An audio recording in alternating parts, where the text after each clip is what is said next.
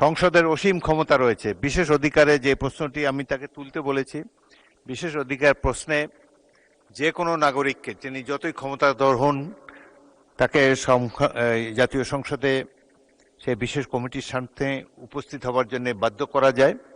অনেক ব্যবস্থা নেওয়ার ক্ষমতা আছে। তবে বাংলাদেশের পত্রিকার রিপোর্টের উপরে যদি এখানে আপনারা মোশন আনেন তাহলে সারাদিন এগুলোই করতে হবে। মাননীয় স্পিকার, বলুন। যে আমাদের মাননীয় সদস্য রুমিন ফারহানা যে বক্তব্য রেখেছেন এই সংক্রান্ত বিষয়, এটা privilege of the members of parliament.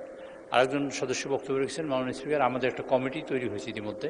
আমি আপনাকে অনুরোধ করব তাদের এই সংক্রান্ত বিষয়ে যদি তারা কোনো নোটিশ দেন এবং সেই নোটিশটি যদি যথাযথভাবে আপনার মাধ্যমে যদি নিষ্পত্তি হয় তো সেটা সব ভালো হবে ভবিষ্যতে।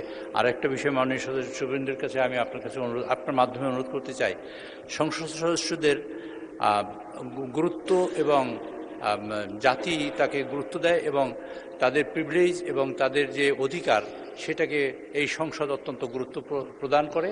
এবং সে ব্যাপারে কোনো মাননীয় সংসদ সদস্যবৃন্দ, মাননীয় স্পিকার, আপনার মাধ্যমে বলতে চাই, কোথাও যদি কোনো সমস্যার সম্মুখীন হন অথবা কোনো সমস্যা ফিল করেন অথবা কোনো এরকম অপদস্থ হওয়ার মতন পরিস্থিতি তৈরি হয়, তাহলে সেটা আপনারা সবাই মিলে মাননীয় স্পিকারের মাধ্যমে এখানে নোটিশ দেওয়ার সুযোগ আছে এবং সেটা মাননীয় সংসদ নেতা এবং মাননীয় বিরোধী দলীয় নেতা দুজনেই সেখানে আছেন এবং এটার একটা যথাযথ প্রতিকার হবে ইনশাআল্লাহ, সেটা প্রত্যাশা করি। মাননীয় স্পিকার, আপনাকে ধন্যবাদ।